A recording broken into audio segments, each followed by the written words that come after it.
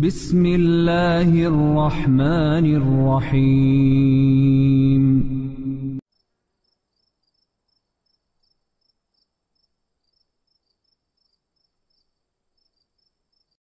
Tadi kami ingin tabayun tentang ceramah tausiah Ustaz di YouTube bahwa musik itu halal atau dibolehkan. Jazakumullah khair. Antum kapan melihat tayangan saya?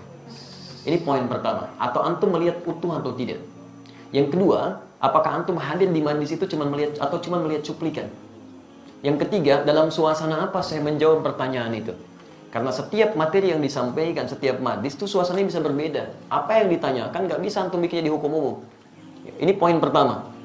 Yang kedua, antum mesti bedakan hukum dengan sikap hukum. Itu berbeda. Hukum dengan sikap hukum. Kalau antum ditanya hukum, antum mesti jujur. Gak boleh antum ambil sesuai selera antum aja. Yang pengen saya begini, itu sampaikan. Yang menurut Nabi padahal benar, antum tutupi karena hanya jamaah ikut keinginan antum. Itu gak boleh. Dosa itu antum. Sikap hukum itu beda. Misal, ada hukum, saya beri contoh, nanti saya teruskan ke musik ya. Ada hukum misalnya untuk sujud nih, setelah i'tidal. Ya, hukumnya ada dua secara umum. Yang pertama adalah sujud dengan menggunakan lutut dulu. Itu ada di Abu Daud nomor hadis 838 dari Wa'il bin Hujur, posisi paling kanan sebelah bawah. Baik, yang kedua ada menggunakan telapak tangan. Di telapak tangan dulu baru lutut. Ya, itu ada di Abu Daud kitab yang sama nomor hadis 840 dari Abu Hurairah, posisi paling kiri sebelah atas sampai 841. Cuman beda dua nomor. Ini yang disebut hukum. Jadi kalau Anda tanya bagaimana hukumnya, ini dua alternatif yang diajarkan oleh Nabi. Singkatnya ada kemudahan. Anda kalau ingin menggunakan lutut boleh, ingin menggunakan telapak tangan boleh. Karena kita sujud memang hanya menggunakan satu di antara dua itu. Itu artinya kemudahan. Rumus fikihnya disebut al-jam'u wat taufiq. Jadi kalau ada persoalan, hadisnya banyak, antum jangan pilih satu hadis dan antum ikuti, tidak. Kumpulkan semua hadisnya, at-taufiq kemana arah hukumnya. Di situ antum simpulkan. Sampai Ibnul Qayyim al-Jauziyah menulis kitab sifat salat Nabi, beliau menyimpulkan saya pilih yang pakai lutut. Syekh Muhammad Nasiruddin Al-Albani menulis kitab sifat salat Nabi, memilih menggunakan telapak tangan. Jadi kalau antum ngajinya menggunakan kitab sifat salat Nabi Syekh Al-Albani, pasti pakai telapak tangan itu. Lihatnya. Kalau antum baca kitab Syekh Ibnul Qayyim al-Jauziyah, Masya Allah akan menggunakan lututnya.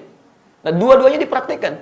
Nah, jadi kalau antum menggunakan lutut benar, menggunakan telapak tangan benar, yang salah itu ya menggunakan selain keduanya. Bisa pakai kepala duluan gitu kan? Itu kan keliru. Ya.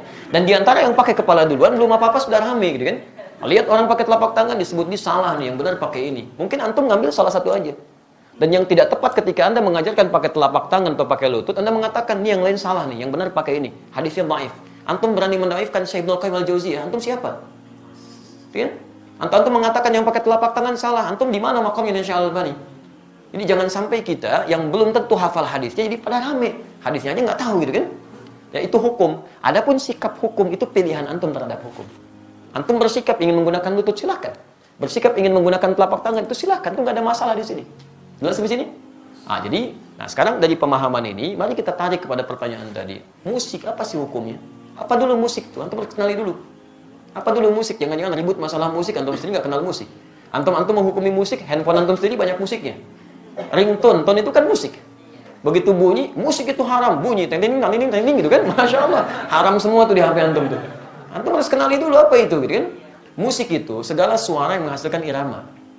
Ingat ya, kami alhamdulillah saya sampai S2 itu spesialis saya di bahasa Arab. Saya senang tafsir Quran. Saya sangat cinta Quran ya. Dan alhamdulillah untuk memahami Quran saya harus paham bahasa Quran. Maka saya belajar di bahasa itu. Dan turunannya nanti ada pembahasan tentang syair. Yang di syair itu salah satu subbabnya pembahasan tentang musik. Karena unsur dari syair itu musik, salah satunya. Musik segala suara yang menghasilkan irama. Jadi setiap suara menghasilkan irama itu disebut dengan musik. Jelas di sini? Ini dibagi dua nanti. Ya, yang pertama, ada yang tidak menggunakan alat. Jadi suara. Dan orang Arab sudah terbiasa tentang itu.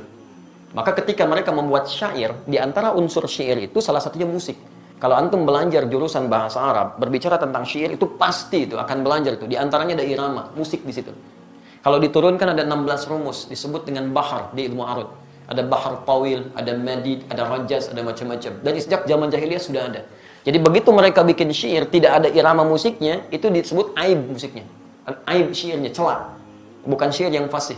Ya, tawilun lahudunal buhuri fadailu fa'ulun mafa'ilun fa'ulun mafa'ilu kifanat ki min dzikra habibin wa manzili bisaqtul liwa bainad dakhuli fa hawmali. Selalu ada iramanya, membedakan satu dengan yang lainnya.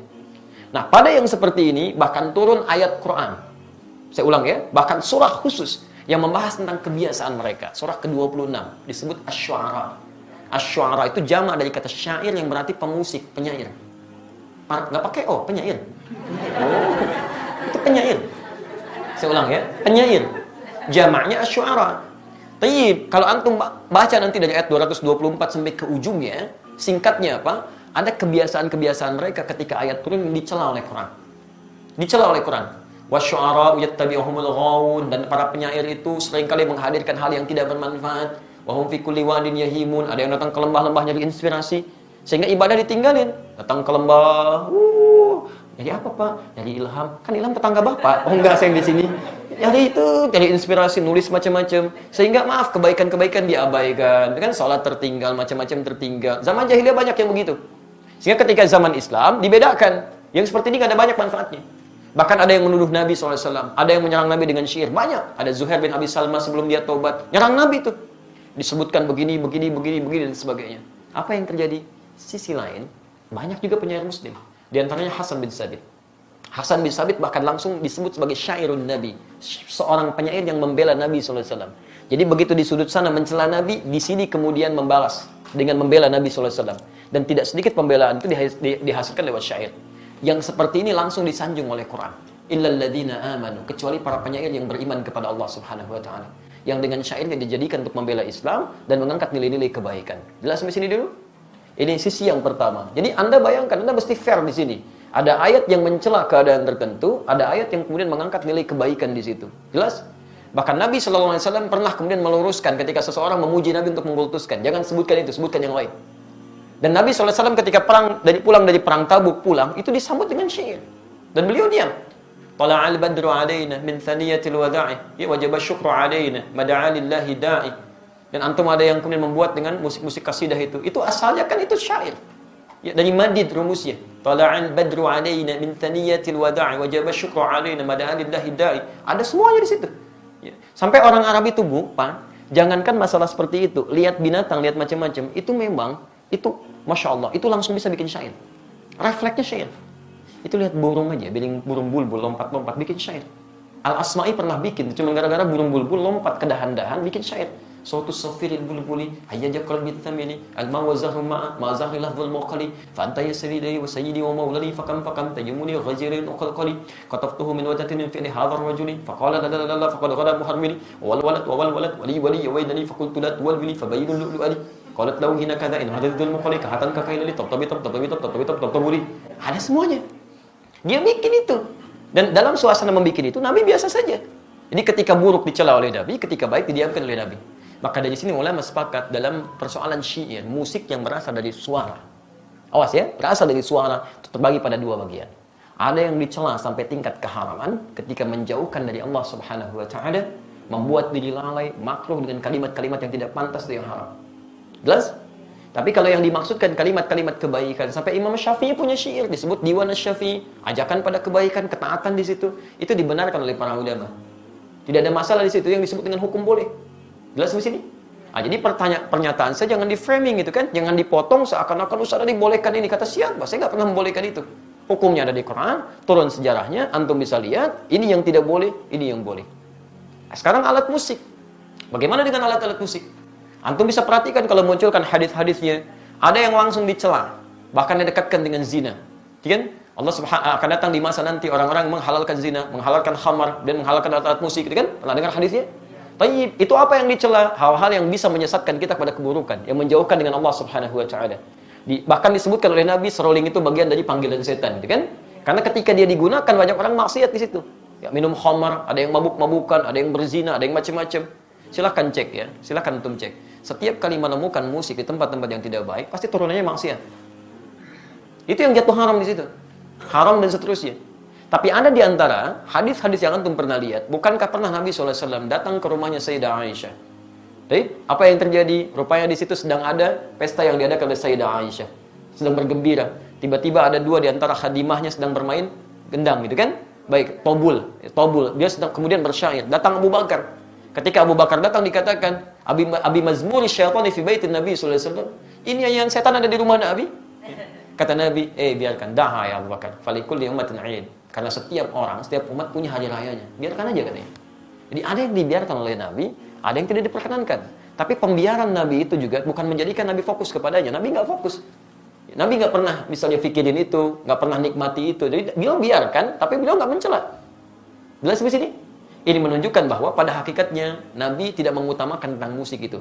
Yang walaupun itu dibenarkan sebagian yang tadi itu. Tapi kemudian beliau tidak hindarkan karena dikhawatirkan nanti umatnya malah fokus kepada hal demikian. Jadi ada yang dibenarkan oleh Nabi, tidak seketika dilarang dalam sifat-sifat yang seperti tadi. Adapun yang tadi alat musik yang lain, yang digunakan pada sesuatu yang maksiat, yang tidak baik, itu yang dihukumi haram oleh agama. Dan pada hakikatnya alat itu nggak ada hukumnya. Alat benda nggak ada hukumnya. Saya mau tanya, apa hukumnya golok? Apa hukumnya pisau? Nah, antum belajar usul fikih dulu. Hukum itu tidak melekat pada benda. Hukum itu melekat pada amalan. Ingat, pada amal, bukan pada benda. Golok digunakan untuk apa? Kalau digunakan untuk sembelih hewan korban, maka hukumnya dia halal. Tapi kalau digunakan untuk, nah ini poinnya. Misal, ancam orang, bunuh orang. Saya kemarin ke Bali, Masya Allah. Ya. Begitu turun dari rumah makan, ada seorang, Ustaz, mohon Ustaz untuk makan hari ini aja, untuk makan hari ini aja. Tapi yang dipegang, golok, kemudian pisau, ditutup, bagi dihadapkan ke kita. Begini, Ustaz, tolong untuk makan hari ini. Masya Allah. Itu luar biasa, kan? Itu luar biasa, dia meminta dengan cara yang tidak elok gitu kan. Walaupun kita paham maksudnya dia butuh sesuatu. Tapi dia katakan, ini loh pisau saya. Ini golok saya gitu kan. Itu nggak boleh yang seperti itu. Haram hukumnya golok digunakan demikian. Jelas ya? Baik, jadi teman-teman, ketika saya ditanya hukum, saya jelaskan inilah hukumnya begini. Tapi kalau Anda tanya saya, apa sikap hukum saya? Kalau saya menjauhi itu. Saya jauhi gitu kan. Saya tinggalkan, saya jauhi. Sekalipun saya paham teorinya. Dan dari situ saya paham, orang barat mengambil rumus-rumus musik dari situ. Saya sampai hafal. Hafal saya rumus gitar, rumus piano, saya hafal. Karena mereka ngambil dari situ, saya pelajari itu. Tapi saya nggak pernah main begituan. Apakah kalau kita menghafal sesuatu, kalau tas disebut saya membolehkan? Belum tentu. C, D, F, G, B, C, D, F, C, D, F, G, D, F, G, A, B, C, D, A, B, C, D, F, G, A, F, G, A, B, C, D, E, B, C, D, F, G, A, B, B, C, D, B, C, D, A, B, C, D, A, B, C, D, antum aja belum tentu tahu tuh. Jadi, kita membaca sesuatu bukan berarti kita masuk di dalamnya, tidak gitu kan. Untuk merumuskan rumus hukum yang boleh, yang tidak boleh. Antum mungkin biasa, tapi bagaimana dengan orang-orang yang profesi di dalamnya? Ada yang mengajar begini, ada yang begitu. Saya mesti berikan pendalaman hukum seperti ini. Tapi sikap saya seperti ini. Jelas di sini? Baik. Antum boleh tidak sepakat, tapi jangan sampai ketidaksepakatan itu menjadikan kita harus saling mencela. Itu nggak boleh. Nggak boleh. Dalam tidak sepakat pun nggak boleh mencela. Apalagi dalam hal sepakat, kan? Baik. Alhamdulillah. Jelas di sini? Allahumma shalli ala Muhammad sallallahu alaihi wasallam.